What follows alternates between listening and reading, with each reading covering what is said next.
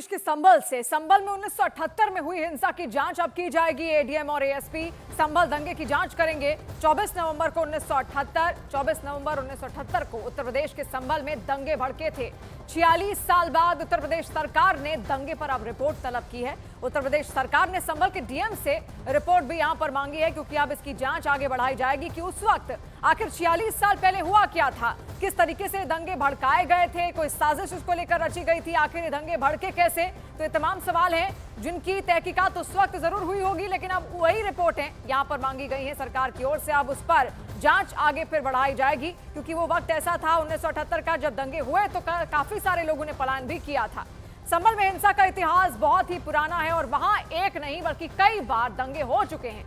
हम आपको बताते हैं संभल में 1978 में हुए दंगे के बारे में। होली के 4 दिन बाद यानी 29 मार्च 1978 को आगजनी हुई थी। फिर 29 मार्च 1978 को 40 से ज्यादा दुकानें जला दी गई थी।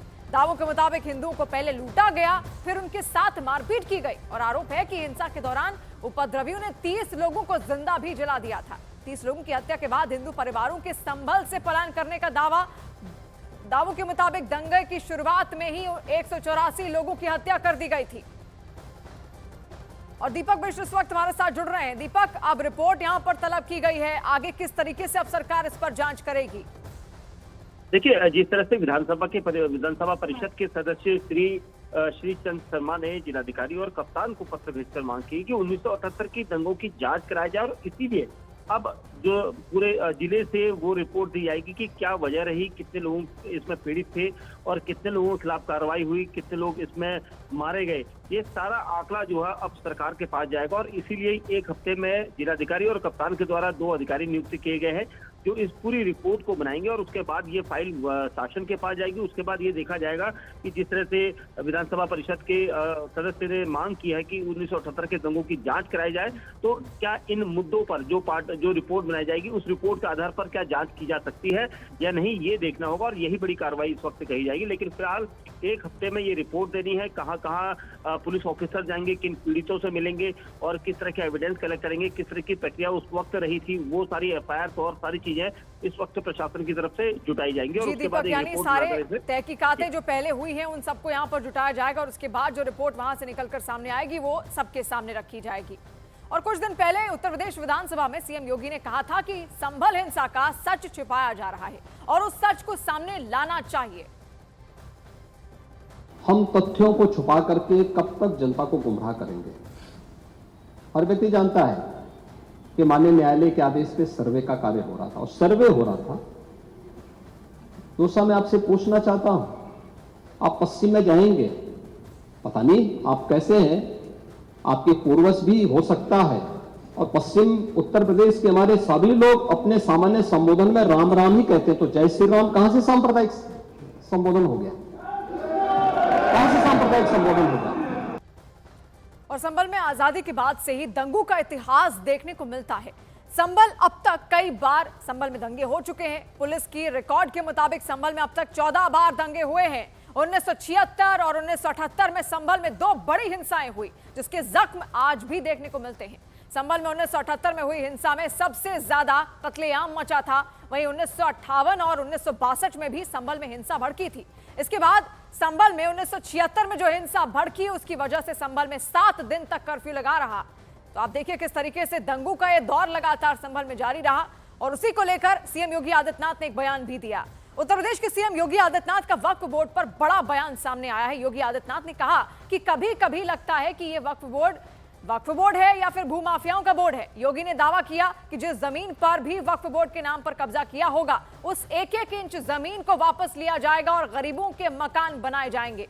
तो सीएम योगी आदित्यनाथ का ये ट्वीट यहां पर निकलकर सामने आया है। उन्होंने कहा कि एक-एक इंच जमीन पर जहां जहां पर वक्फ बोर्ड ने अपनी अधिग्रहण किया होगा, उसका भी हिसाब होगा। योगी के बयान को स्वामी चक्रपाणी ने सही बताते हुए वक्फ बोर्ड की मान्यता रद्द करने की मांग की है। क्या कहा, सुनिए। प्रदेश के मुख्यमंत्री माननीय योगी आदित्यनाथ जी ने बिल्कुल सही कहा है कि वक्फ बोर्ड एक भूमाफिया है। वक्फ बोर्ड जो है सिर्फ ज़मीनों पे कब्जा करना जानता है।